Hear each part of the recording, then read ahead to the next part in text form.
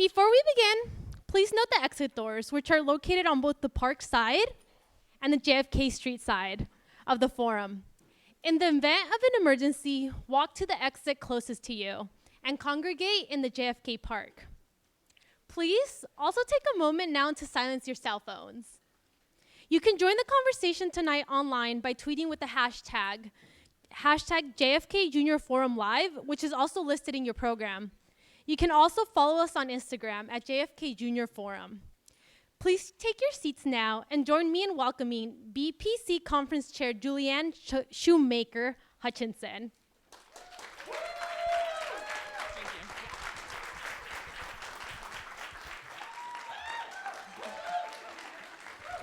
Good evening, everyone. Welcome to the opening of the 15th Annual Black Policy Conference. We are very much looking forward to a wonderful weekend of discussion on affirming Blackness in policy, innovation, and culture. I will be brief and just say that we are currently in between two significant moments in politics, post-midterms and pre-presidential election. This weekend, we will leverage this timely moment to take stock of how Black politicians, entrepreneurs, entertainers, and cultural innovators, like the dynamic individuals you will hear from this evening, shape their communities to celebrate agency and affirm Blackness. On behalf of our BPC team, we are so honored to welcome two people whose incredible work in Tallahassee and at the Victory Fund have influenced so much of our content this year.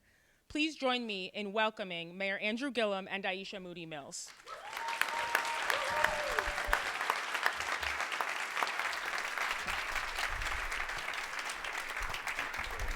Hey!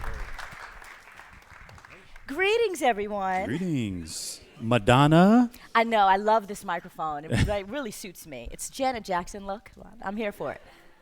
My bad. I'm totally here for it. So we are here very excited to talk about affirming Blackness as we open up the Black Policy Conference here at the Kennedy School. And I thought that we would start from the beginning. Because you were born a Black boy in Florida. No, I'm just joking. You sure? Yeah. You guys didn't see The Jerk? Am I dating myself? Is this crowd too young for The Jerk? Anyway, so Mayor Gillum, it's an honor to be sitting here with you and having this conversation. I remember, and I don't know if you remember this, a couple of summers ago, we were in Martha's Vineyard. Do you remember that we had a little strategy Just to qualify session? this, when I was in Martha's Vineyard, I stayed for 1 day. She stayed for a week. Well, why would you go if saying, you're only going to be there for a day? I get it. I just want to set the expectations. I'm not Martha's Vineyard. I went for a Well, day. we were in the vineyard. I was actually enjoying myself and took off 1 day to kind of semi-work. This gentleman just popped into work. But one of the interesting things, there was a meeting, a conversation, strategy session with some Black leaders who were talking about, like, what does this look like if we run African-American candidates in the South, statewide, et cetera. And I remember as a part of this conversation, it was yourself, it was Stacey Abrams, Mayor Tubbs was there. And I remember looking at the three of you trailblazers and just kind of listening and thinking, y'all are nuts. Like, what are you possibly thinking in Florida and in Georgia? You really gonna run statewide? And so I thought that it would be interesting just to back up for a minute and to understand someone who is so prolifically audacious and accomplished as you.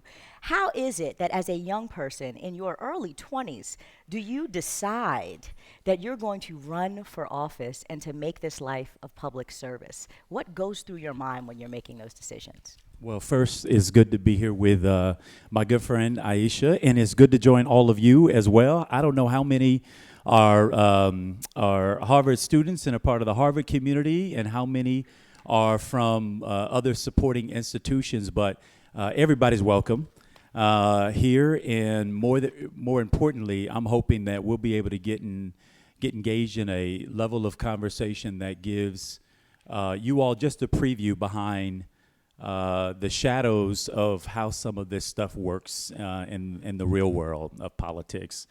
I want to acknowledge as well that Stacey Abrams and Michael Tubbs and Ben Jealous, all of us go back over a decade of knowing each other. I met Stacey Abrams when she was organizing in the Georgia Assembly. This was before she was ever thought of as speaker. I met Michael Tubbs before he ever got elected mayor out in Stockton, California. And frankly, we go back as organizers before we were ever here as fellows, when people didn't know your name and didn't know mine, quite frankly, either. And I only call that out because you never know who you're sitting next to. You don't know who you're in the company of, who you're in the space of. You don't know which one of y'all going to be the future president. There is one in here, or maybe more. A future attorney general, a future mayor, a future governor, and then people who go on to do things even more amazing than that. I call it out because Alicia Keys has this phrase that says, my overnight success has been 15 years in the making. And it really pierced me because that's exactly how it looks. You see these people and they pop in, and when the mainstream gets hooked to them, it's like, well, where did they come from? And I got to tell you, I came from Miami-Dade, Florida. Born to my mother, Frances, who was a school bus driver, and my daddy, Charles, who was a construction worker. And when my dad didn't have construction work to do, he would sell fruits and vegetables on the street corner. And on Saturday morning, he would set his pickup truck in the open field across from the cemetery and sell flowers to bereaved families. The fifth of 7 children, all boys and 1 girl, my baby sister. Don't try her. She's completing her 2nd year of law school in New York. I'm so proud of her. But as the 5th of 7 children, I'm the first of my siblings to graduate from high school and the first to graduate from college. To have my little brother and my little sister come behind me and do the same thing, you can't tell us we don't know what it means to see intergenerational poverty disrupted at the hands of a good public education. And so it was, for me, you know, the motivation came really early because as a kid I would observe when my older brothers would get into trouble. In fact, all 4 of my older siblings all have criminal background records. And sometimes the officer would show up at the house and knock on the door, and I was a little kid, but I was aware enough to know what was going down. And my mother would open the door, and she would hear the officer tell her she's got to come down and see about one of my siblings. And my mother would close the door, and I would watch as tears would well up in her eyes. And I remember making a commitment at a very, very early age that if I was ever going to make my mother cry, it was going to be for something good and not something bad. And that was such a powerful guiding force for me. And even though we didn't have a tradition in my family of going to college, and I shared this with my study group here at Harvard, my motivation was to go to Hillman College. It was some of y'all are too young for Hillman College. It may be in syndication.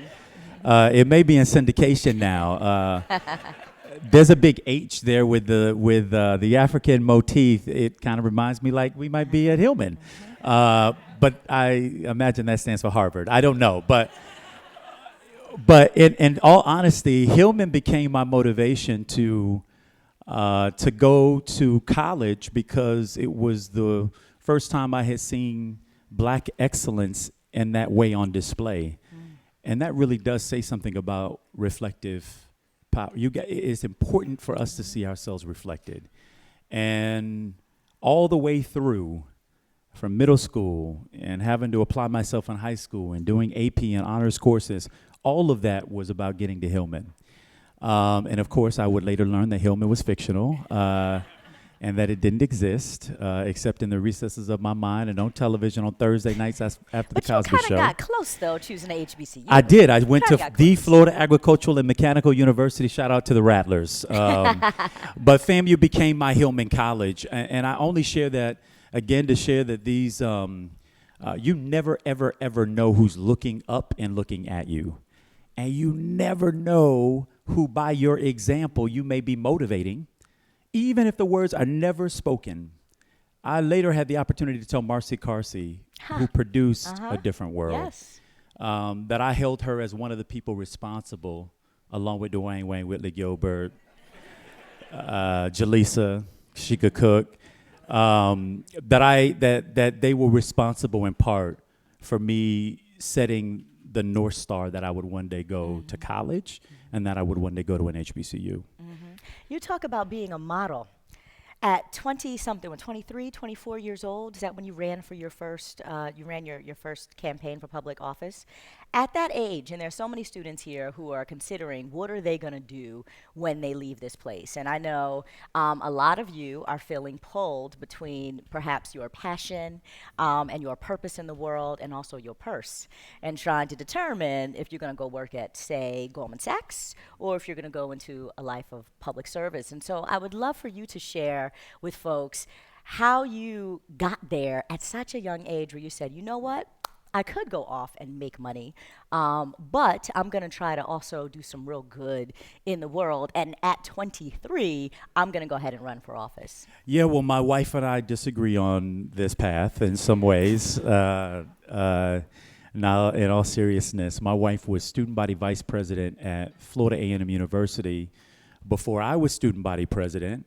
We were of different parties, whatever, it didn't mean nothing. One threw a better party than the other. But the truth is my wife is her own amazing talent and inspired me. She's a couple years older than me. And when I decided to run for public office, I was 23 years old. And I just want to backtrack for a moment and say, like, life, I know there's a lot of pressure, particularly for graduating seniors. What's next? This next decision is so pivotal. If I don't get this right, it's the end of my life. It is so not true. You are 22, 23, 21. 30. Doesn't matter. You may be 30, about to encroach on the rest of your life, but you've got so much time, room, space ahead of you. Do something big, courageous, different. Challenge yourself, expand yourself. This is the academy that you're in. And the beauty about the academy is money, but I did believe in myself, and I felt like I had something to contribute to my community, and so I ran. And I raised $6,000, and with that $6,000, I did what any 23-year-old would do when I bought T-shirts for everybody I knew. Not a TV ad, not all this other stuff that they tell you to do. And you know this because you've worked on campaigns. That's the one thing consultants tell you don't waste your money on, right? Is a T-shirt or a campaign lawn sign. But anybody who has ever been around a campaign, you will go crazy if you don't get lawn signs and T-shirts because your supporters will eat you alive. They determine whether you're winning or losing by how often they see your name on the drive to and from wherever it is that they're going. But I ran for the city commission at 23, raised $6,000, ended up making it into the runoff. My foremost opponent had $49,000 against mine, and then went forward to raise 30 or something thousand. I raised 30. And we ended up winning that race with 54% of the vote. I went on to win a number of successive races there and then ran for mayor in a four-way race and won with 78% of the vote in my city. And I didn't wait to be invited to the table. As I've shared before, I was always taught that if you're not at the table, it means you're on the menu. Yes. And it was very true for a lot of us in our city that we weren't represented there. At the time that I joined the commission, there was not an African American on the Tallahassee City Commission, in spite of the fact that we were an important part of the constituency there. So I ran, and you didn't ask this part, but I'll share it. When I got there, I didn't talk on the commission for probably a couple of months, not like really engaged in the debate. And I went to this church, visiting churches on Sunday, and this older, well-put-together black woman came up to me, and she says, "You're Andrew Gillum." I said, "Yes, ma'am." And she said, I am disappointed in you." And of course I'm thinking, everybody's That just telling me hurt they're my proud heart the of way me, you right? said it. Oh, well, Yeah. she'd said it just like that. It hurt me too. And I was caught off guard by it. And I said, you know, what did I do? And she said, every Wednesday, I turn on the television, the public access TV, to watch and see what you're going to say and see what you're going to do. She said, I got out there and I told my friends, in spite of their objections about your age, that we ought to give you a shot. And I gave you a shot, and you got up there, and you don't say nothing.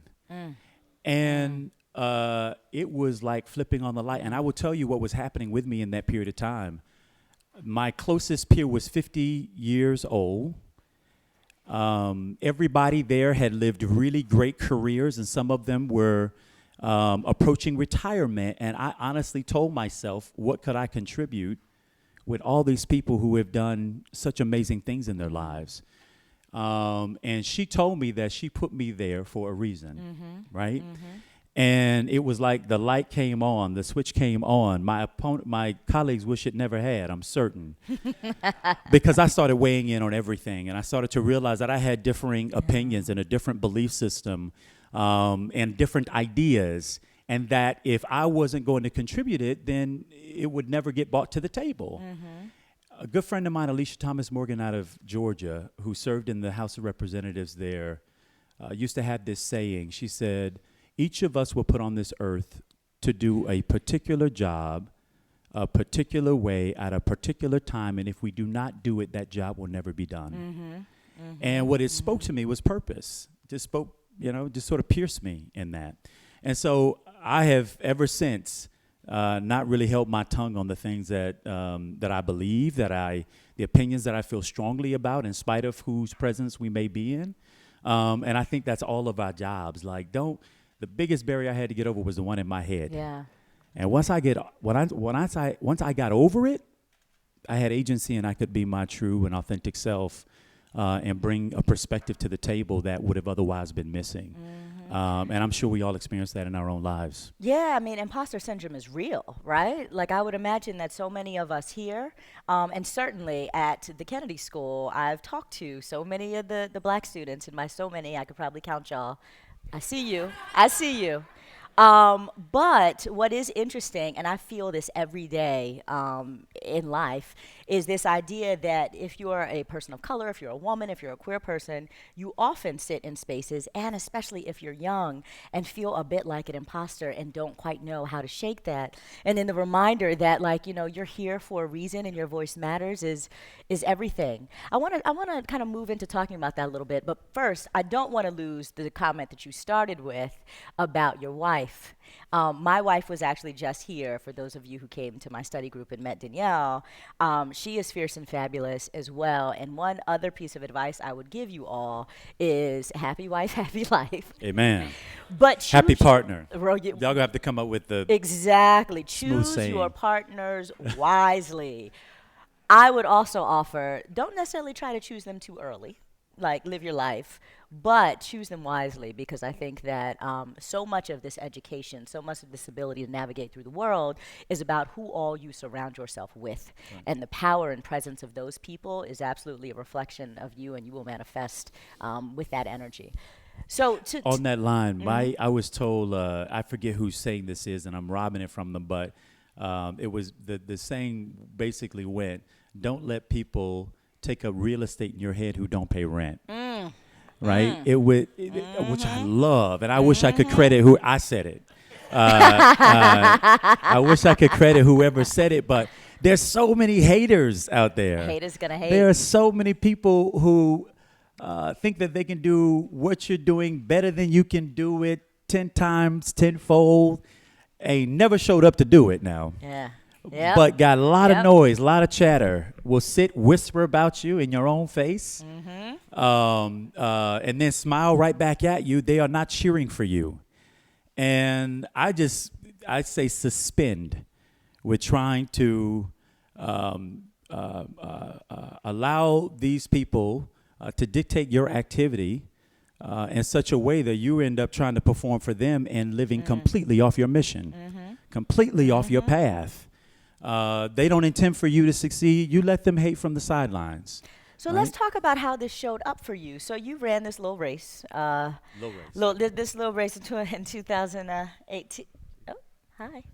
in 2018 that all of us were glued to our televisions watching, and many of us went down there and were on the ground for you. You're running this campaign, and you were doing it. It just so turns out, I don't know if anyone noticed, he's an African-American man as well, running this race through Florida. As we embark on a conversation around affirming blackness, and I would love for you to talk to us about how you navigated identity in this race. This is the state of Florida, massive state, very consequential to the nation, very different in parts of Florida. So you've got like South Georgia, and then you've got like Little Long Island, right? All kind of in the state of Florida. And you happen to be a prolific candidate, but you also happen to be a black man running that race. And I'm interested, in how you handled that kind of on the campaign trail. How did that come up? Was there like an Obama effect in any way? Because what I used to hear was, oh yeah, he's the next Obama, he's the next Obama. And I'm like, how come he just can't be the Andrew Gillum? Why does he have to be the next anybody? So talk to us about the haters. Talk to us about how you dealt with race, because I'm just really interested in the identity politic of it. Well, I mean, it's just to back it up, I was in a 5-way primary for governor of the state of Florida, a state where black people are 13% of the total population. From the moment I got in the race, the editorial pages and writers and other naysayers were calling it a fool's errand.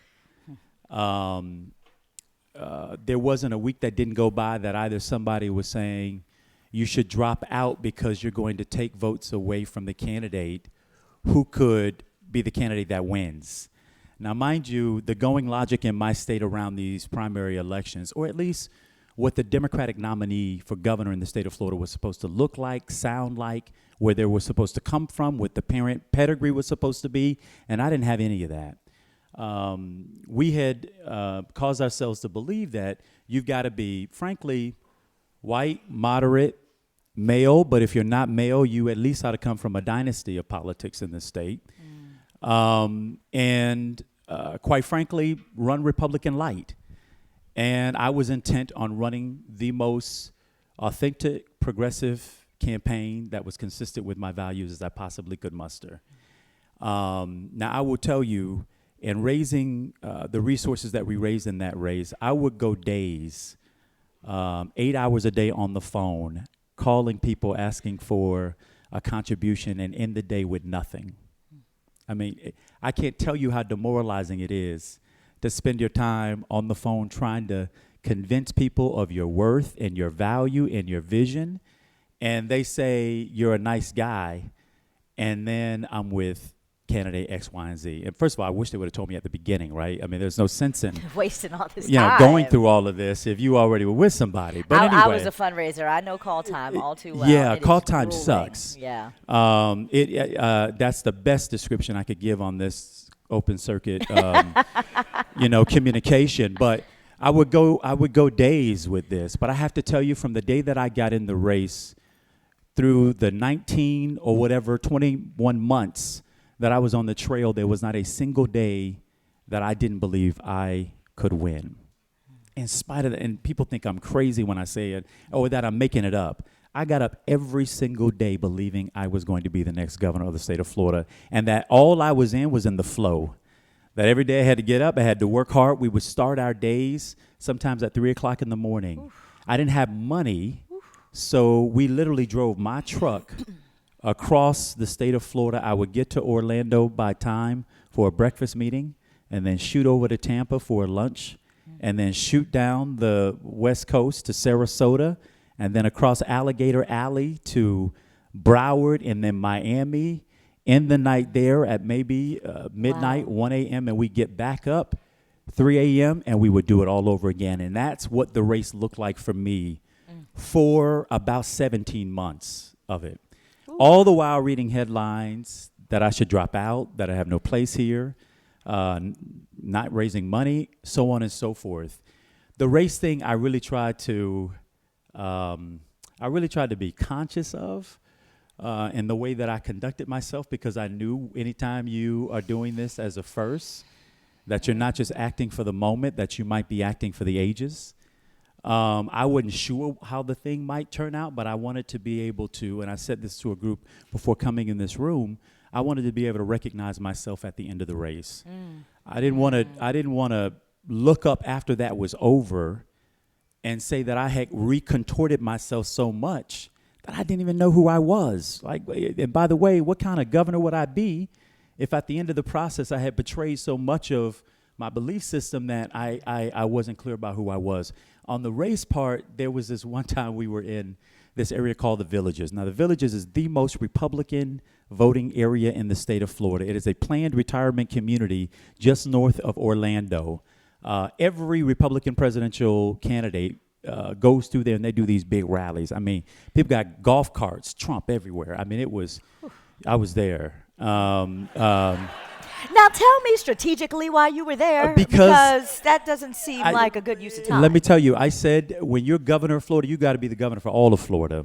And so I was prepared to go there. I was prepared to present myself. I was prepared to answer their questions. And when I finished presenting myself, this elderly white gentleman stood up and said, I believe Andrew Gillum ought to be the next governor of Florida. And then he says, and I want to give you $20 to help you along your way. And I'm like, we are in the Villages. I know you got more than $20 that you can give. But then they did this little fundraiser impromptu, and we walked out of there raising like $6,000 in the Villages, the place that they told me I wasn't supposed to go. But something happened during the course of that Q&A where an elderly white woman stood up and she says, do you think that Florida will elect a African-American governor? And the room, just, it's all white. And I think they were trying to determine whether or not this was an appropriate thing to say aloud. But I was so like, I was buoyant on the inside, because you know how you have a friend where you insult them, but you're not sure how good of friends you might be, and so you're not sure you're going to survive the insult. And then they punch back at you, and you feel like you're a little closer, like you've broken through something. I felt like we were in an elevator shaft, and we just went a layer below, like, okay, if you can say that to my face, then we can start to have this conversation. Because the last thing I wanted was the question of race to sit in the recesses of the minds of voters, where they did that machination by themselves without my input. And then they went in and they voted in a biased way because they had resolved the conclusion of that when we could have talked about it out loud, right? So I was like, oh, yes, I think that Florida's ready. And Florida elected Barack Obama, and she did follow up. She's, well, Barack Obama.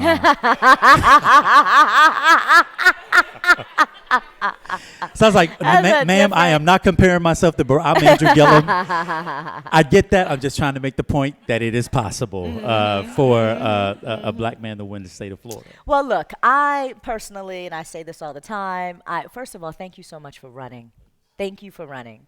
And I believe that you won, even though you didn't. You and my mother believe I won. But look here, bruh. You came closer in that race for governor than any other Democrat in what? 24 years. In 24 years. That, to me, is advancing the ball in a really meaningful way. And I want to turn to that conversation. You have spent your entire career, I would imagine, just in me knowing you, kind of building the plane and flying it at the same time. So you've been building infrastructure to support people and candidates like you, and to create the political conditions in your state that would open up the space for someone like you to be elected. So, for example, the YEO network, the Young Elected Officials network that you helped to found, or actually founded, that you actually founded. It was like, hey, I'm a young person, I'm an elected official, maybe we should have a resource or a network of other young elected officials. And now you are turning your sights on, okay, how do we boost registration in this state to really continue to boost our democracy. So I would love for you to take a couple of minutes to talk about what democracy looks like, as you talk about in your study group, and the work that you have been doing from an infrastructure building, but then also to share perhaps the outside of the box ways that you are helping to boost democracy and that others can be involved in strengthening our democracy. Yeah, so we just announced a goal to register and engage 1 million voters in the state of Florida, 1 million new voters in the state of Florida. Now that may sound like a big number, but I want you to. You can do it. I appreciate it. We ain't do it yet. We about to get this thing started here, but in the state of Florida, we have 4 million people that are eligible to register and are unregistered. 4 million. That doesn't include the 1.4 million former felons who had their rights restored as a result of Amendment 4's passage. And y'all should give it up for Amendment 4. That was, I think Desmond's been here to talk about it before. But that was an incredible feat. And I want you to know right now the Florida legislature is working overtime to basically nullify what 64% of the people of the state of Florida thought was right. We declared that Florida is a forgiving state. We declared that in the state of Florida, we believe that you should not be judged forever by your worst day. And 64% of the people decided that that was going to be in the Constitution of the state of Florida. And then the Republicans are right now working to pull that back. So Florida took its eye off the ball. And frankly, I don't think we're the only state. There are other states that took their eye off the registration ball, the organizing ball.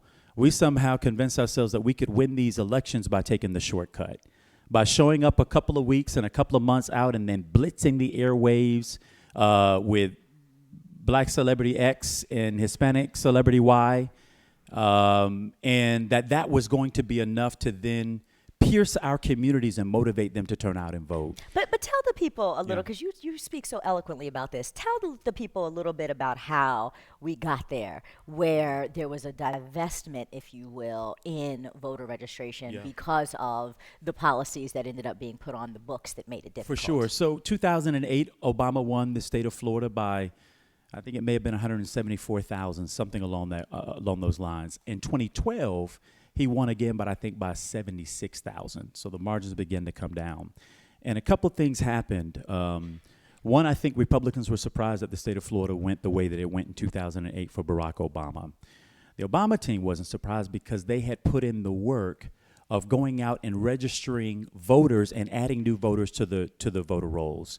So here's a couple of numbers. In 2008, when Barack Obama was on the ballot in Florida, Democrats had a registration advantage, meaning more registered Democrats over Republicans, of almost 800,000 more registered Democrats than Republicans.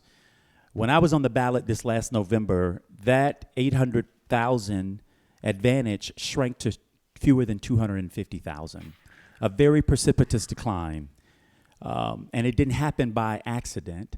After Obama was elected in 2008, the Republicans in Washington, D.C. went after a group called ACORN.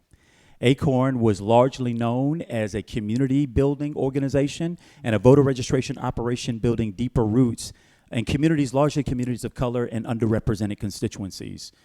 So they took ACORN out. And then in Florida, the Republican-led legislature passed statutes that criminalized voter registration. And what I mean by that is they required any group that was conducting voter registration in the state to go down to the Secretary of State's office and register your effort, your group, your committee, your friends who were going to be doing voter registration. They would give you a number that every form that you collected, you would have to apply that number onto the form, and that if you didn't turn that form in within a certain number of hours, you could be criminally prosecuted. In a county not so far from Tallahassee, there were 4 women, black women, who actually got prosecuted under that law for doing voter registration in the state of Florida. Ain't that crazy? By the way, this is still the law of the land in the state of Florida.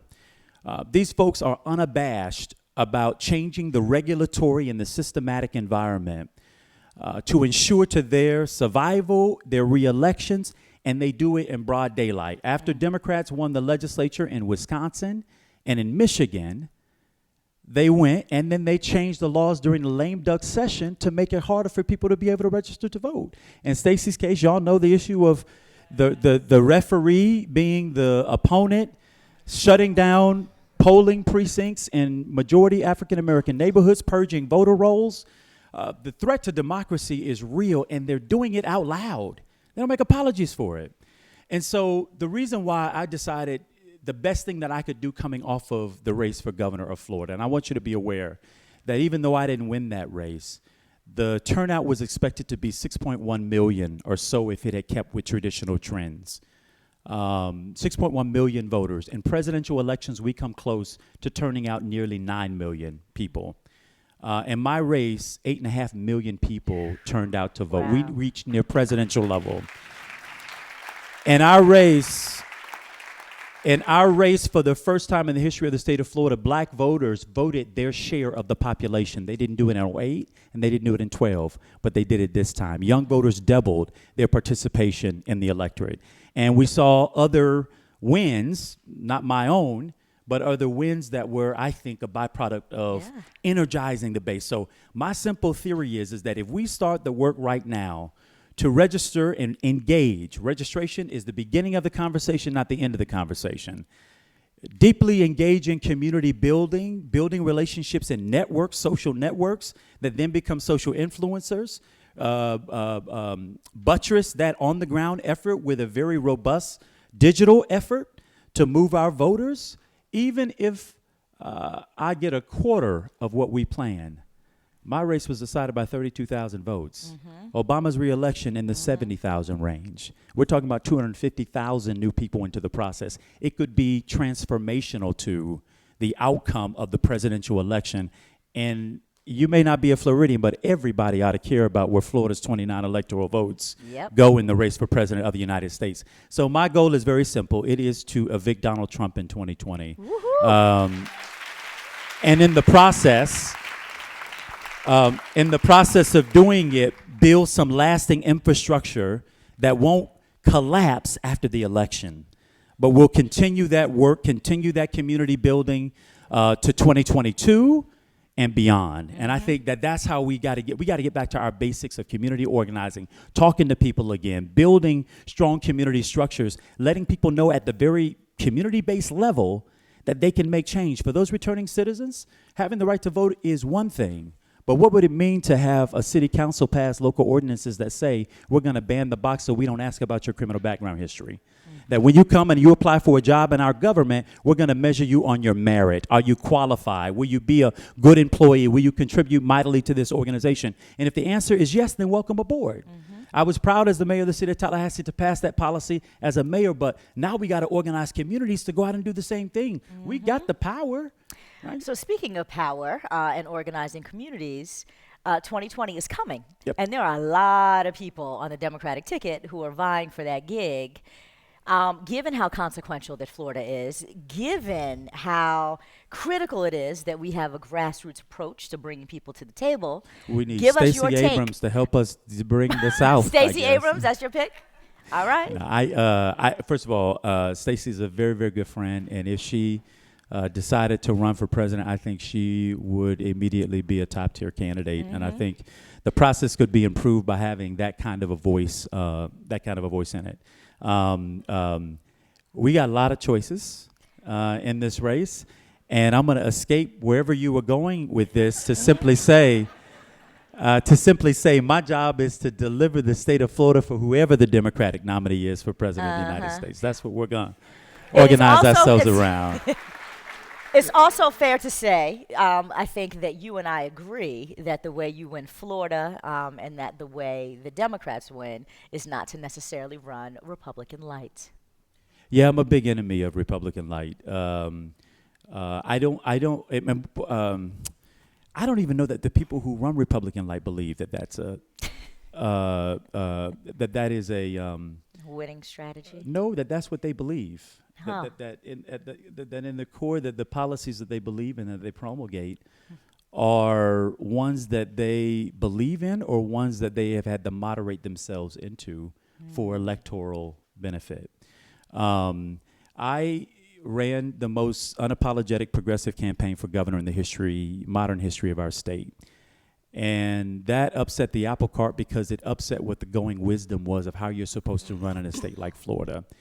Everyone thought we'd get obliterated by running on a platform that said you ought to pay teachers what they're worth for the job that they do, by running on a platform that said that people ought to have expectancy around health care, and that we ought to expand Medicaid to bring more people into the fold, that we should ban assault rifles, and that weapons of war don't have a place on city streets. But not just that, but that we have to attack the everyday gun violence that pervades far too many of our communities. I ran on repealing Stand Your Ground law in the state of Florida because it has no place. It's vigilante policy that makes an individual the judge, jury, and executioner in the public square, right? We've always had castle doctrine, which means you can protect yourself on your property. What Stand Your Ground does is it takes castle doctrine into the middle of the street and says, if I feel threatened by you, if you present so much as a threat to me based off of my own assessment,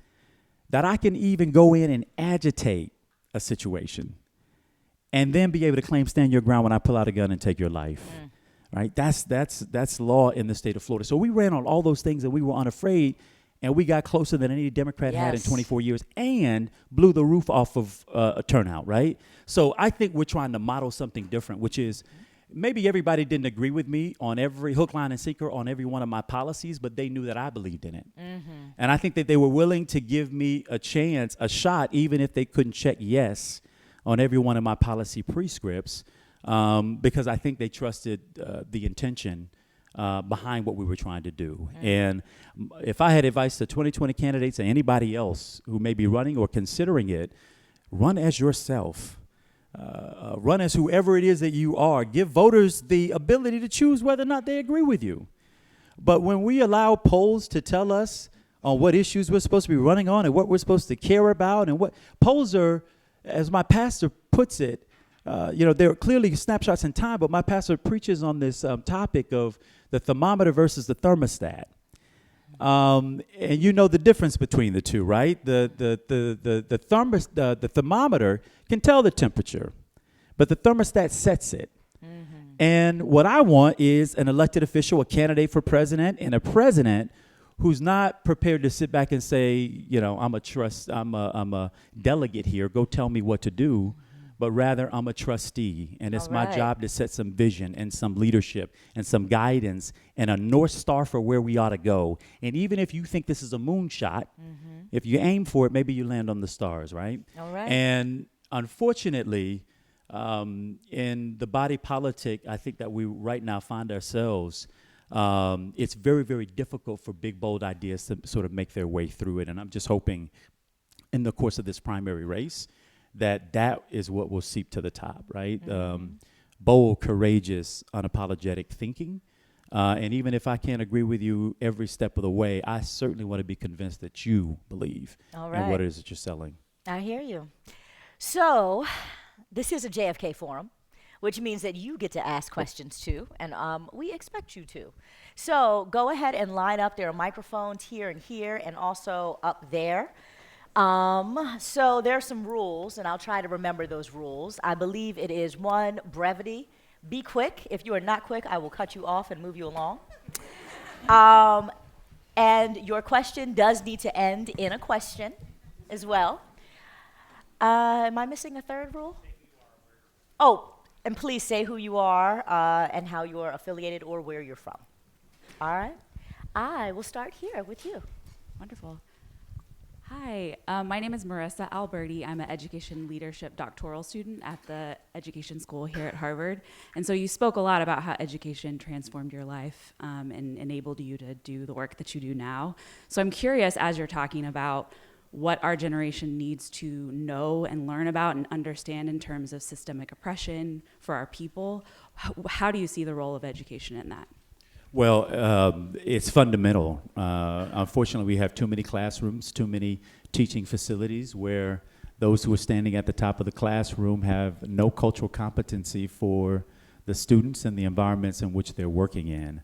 My wife and I are going through this discussion now because our twins turn 5, and so they'll be starting school. And I have to admit, I was going through the school that they're assigned to, looking at the teachers and reading about them because they put them all online. And there was not a single black teacher in the school except for one vice principal, and then the rest of the black staff were janitorial, support, and cafeteria. And what concerned me about that, because we've run into this even at their child care center, you know, my daughter doesn't like people playing in her hair. And it's become a little bit of an issue of her being aggressive because she has some hair autonomy, and she knows it. And her mama talked to her about it, which I told Jay not to, you know, make the girl so worked up over this thing, but she's worked up about it. And I want to make sure that the classrooms that they're in and the teachers who are standing at the top of that and the pedagogy that exists largely within the educational system, not in my state alone, but I think across the country, frankly, is updated and comes to terms with the changing student that they have in the classroom, that in the way that not only they're taught, but also in the subject matter that is wide and that is expansive. And I think for those of you in the education space, particularly those of you here, you all get to stand at the vanguard of a lot of change. I mean, what you do here, people emulate. And so I'm hoping that there is vast research going on here around how we change school pedagogy. I am extremely interested in seeing people like you come to teach in my state, in my city more specifically, maybe in my kids' school. Is that a job offer? In that way. And then I just got to put a plug in for early childhood education. 0 to 5 is where it's at. Yeah. The Abecedarian Study, which is a 40-year-long longitudinal study that sort of streamlined sort of research conditions and made various corrections for it, and it was very clear the difference that a child who gets access to high-quality early childhood education, their future trajectory, earning, health, mental, otherwise, I mean, it just shoots off the chart. And for those without access to high-quality early learning, they make marginal gains, and then at a certain grade level, they start to that chart then starts to take a deep dive down. And so what I know for sure, and this is one of the things that I wanted to see us do in the state of Florida, is that early learning, where over 90% of brain development takes place over the course of human life, not over the course of the child, but between the ages of 0 and 3, 80%, 90%, by the time they get to the age of 5, their brain is developed. They are mimicking us. They are exhibiting. So, I mean, kids are, they are sponges, right? And I think the best thing we can do to help level some of the later conditions that we find, the inequality that exists in the system that shows up later, actually begins much, much earlier. If I had a stroke of a pen, my resources would go first and foremost into early childhood education as the, frankly, best impact on changing a kid's future trajectory. And I'm hopeful that folks like you will help to mainstream that conversation in academic environments and centers around the country so that we're not having this conversation 20 years from now. Thank Thank you. you. Thank I you. agree with your daughter, by the way, about the hair thing. I'm conscious of time, so I'm going to ask the mayor to be Yes, briefer in his yes. remarks, his Sorry about answering that. of the questions. Thank you. Yes. Hi, my name is Charles. I'm a student here at HKS. Thank you, Mayor Gillum. Right now, there's a movement of people here asking Harvard to divest from companies that profit off of people in prison. What would you say is Harvard's obligation to our fellow citizens who are incarcerated? Well, y'all are a leader. I mean, it's similar here. I mean, people watch what you do. You probably hear this enough, but y'all are in rare air. And one of the, I think this is an exhibition. This is a demonstration of your power to convene people around a set of ideas. And so my contract here, I guess, is almost up. I don't want to walk into any kind of a situation here, but I will tell you, I am in alignment with your broader goal and vision to divest from the private prison system. It's my belief that private prisons have no place in society, none whatsoever. And I also think that we have to go a little bit deeper around reform, around what is actually happening in these incarceration complexes, right? These centers. What is the learning? What's the rehabilitative nature of it? Are we preparing people to be reintroduced to society with a skill to be made whole again? And unfortunately, it is a unforgiving system that rapes us of a lot of resources, a lot of money, a lot of talent, rapes neighborhoods, the potential of parents, adults, and other examples who are really, really critical, in my opinion, to the life, the breath, the ecology in the communities where many of these, frankly, black men, but even beyond that, are being taken. But the effects are felt significantly in our communities. And I wish y'all radical success in your effort to move this institution to the vanguard of divestment in the prison system. And I'll say that, and I'm out of here in 3 weeks. So good. Stirring up the pot. Good luck. Yes. I ain't got tenure, I ain't got nothing. Ain't no protections for me. Hello, my name is DeMarquin Johnson. I am a joint degree student here at the Kennedy School and at the law school a little bit down the ways. And I wanted to first say thank you both for having this conversation, and thank you to the organizers of the Black Policy Conference for facilitating and putting this together. Hear, hear. My question is about 2020, but not the election. I'm interested to know your thoughts around the census. We know that racial gerrymandering, partisan gerrymandering, which is usually a cover for racial gerrymandering, and even the way that incarcerated people are counted, all has negative implications for black political power. So I'm interested to know, what are your views on what I can do, people in this room, what anyone can do to make sure that we have a fair census and a fair democratic process? Totally agree with you. And you probably also saw that for the first time, this administration is adding the question of legal status to the census, right?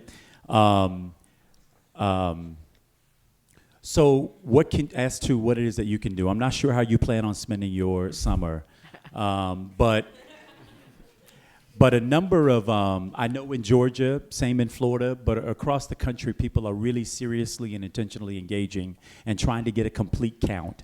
And that means going into many of our communities and making sure that we can get as accurate a reflection of who's there so that as resources are apportioned, as these seats are designed, congressional, legislative, House, Senate, so on and so forth, that we don't lose ground, frankly, from where we are, where we find ourselves today. In Florida, one of the things that is always interesting about the census and the prison count particularly is that many of the prisons in our state are in rural areas. So you got population centers that are being counted in these rural, more conservative areas who vote more conservatively, and it is impacting frankly, their political leadership and their access to political leadership that is often disproportionate. Are you telling folks that the prison populations count in the census for the districts? Yeah, I'm sorry. If we didn't, yes, that absolutely happens. And in most of these places, these people aren't voting. And in some cases, they're even legally allowed to vote. They just happen to be incarcerated. And the same thing with jails, right? By the way, we got people sitting in jails who have not been, for extended periods of time, who have not been found guilty of a crime. They're there because they couldn't pay the money bail system, right? Which also is in dire need of reform, in our country. So I would encourage you to volunteer. Eric Holder is doing a great work on this. There's a lot of funding that's now coming to bear. We're going to co-locate within our registration effort, an effort around complete count as well. We're on doors. We might as well be trying to make sure that we're doing our part to reflect an accurate census. And when it comes to redistricting, and you probably already know this, we have a situation in this country where elected officials are choosing their voters rather than voters choosing their elected officials. To preserve power. And by the way, Democrats and Republicans are equally complicit in this, depending upon what state you find yourself in. And so, again, these are systems and these are structures that are deserving of deconstruction. And unfortunately, it's going to take us a couple of election cycles in order to get that done. 2020 is not only important, y'all, for the presidential election, it is important because the decennial census and most of these redistricting lines are being drawn in legislative houses around the country. And so the need to flip houses and senates for states like mine, where the legislature draws their seats, is absolutely critically important to gaining power. So yes, we gotta get rid of Trump. That's my belief. You may have others. But yes, that has to be done, but we also have to win back houses, senates, so that you get control over the redistricting and the line drawing process. Thank you. Appreciate it. Last question. You got it. Hi, my name is Kate Travis. I'm a first year at the college, and I know that a lot of people here and across the country were inspired by your voter registration efforts, both in the state of Florida and kind of as a leader on the national stage. So my question is, what can people outside of Florida, particularly students, for example, here in Massachusetts, do to help that effort? Yeah, so if you don't want to come to Florida this summer, I'm not subtle about my asks. It's hot though. It's and humid. I would welcome, obviously, folks who have the ability to spend the summer assisting, because the state of Florida isn't the only state that needs to rally on this voter registration tip. We need this effort in Michigan. We need it in Pennsylvania. We need it in Wisconsin. Obviously, Florida. I'm going to throw Georgia in there as well, because I think we have potential in Georgia, even in 2020, to potentially flip the state. The other thing that people did, and I got the benefit of this in my campaign, is a lot of, even students here, they hustle for me. Not the hustling.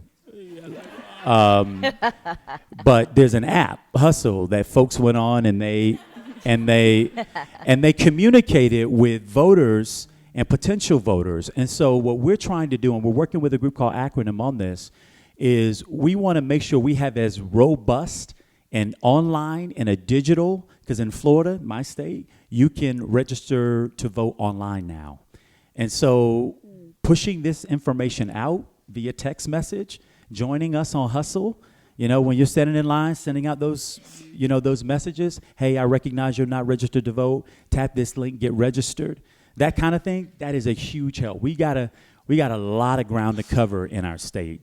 And if you're interested in doing that, another shameless plug, please visit us at Forward Florida, Forward FL.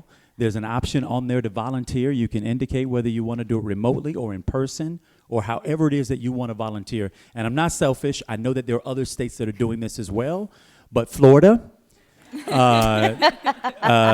has 29 electoral votes. And if we are successful in our state at this effort, it will not only have the impact of flipping Florida, it has consequences for the nation and, frankly, I believe the world. So I want to invite your help and your friends' help in doing that. Thank you.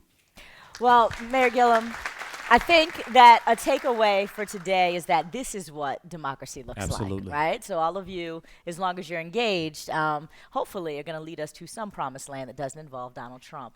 But, oh, wait a minute. One more question. Last one. Hello. I'm Andre Penn. I'm a middle schooler in Princeton, New Jersey. And my question for you was, what's your advice for someone like me being able to make an impact, like in our country, going forward in the future? Well, you're here. You are here. We may have found our future president right here in the room. But honestly, I want to applaud you for you're in middle school? What grade? 8. 8th grade. Man, that's incredible. I want to applaud you for being here. This is an important step. And I imagine that if you're here, you probably did something back in New Jersey and are involved in some aspect of trying to make things better back where you live that probably deserved you a spot to be here. I just want to encourage you. One, age ain't nothing but a number. All right? You except when it comes to vote, you will have to be 18 to vote. Working on 16. Yeah, Ayanna yeah. Presley's got a bill. Yeah. You probably don't pay bills yet, so this is some things you want to hold off on. But you inspire me by your presence, and what my hope would be and my challenge would be to you is to go back and recruit some of your friends to join you in this effort of consciousness. The same way you are engaging in this conversation and the way that I imagine you're going to engage over the next couple of days in this conference, don't be selfish about what you learn, right? Don't hoard it to yourself. Go back and be the trainer of trainers, and then empower some other people to do what it is that you're doing. Your future is extremely bright. I know it, and I just met you. What I want to encourage you to do, though, is that we got to bring a couple more people along with us, right? We've got to expand our base. We've got to expand the number of people who care like you do enough to be here to want to engage in this process, because the truth is that this is not as much my future as it is yours, right? If we don't deal with the systemic issues today, I know in my state of Florida, where we're surrounded by water on 3 sides, if we don't deal with climate and climate change today, then, God help you when you come of age. So, brother, I just want to encourage you. I want to applaud you for being here and ask you to go back out and bring a couple more people right along with you. And together, we can actually, in my opinion, I believe we can make some real change. And if you want to come to Florida, I would be happy to host you at any point this summer. All right. Good So luck. we look forward to seeing you all at the Black Policy Conference all weekend. Thank you all for joining us. Thank you, Mayor Gillum.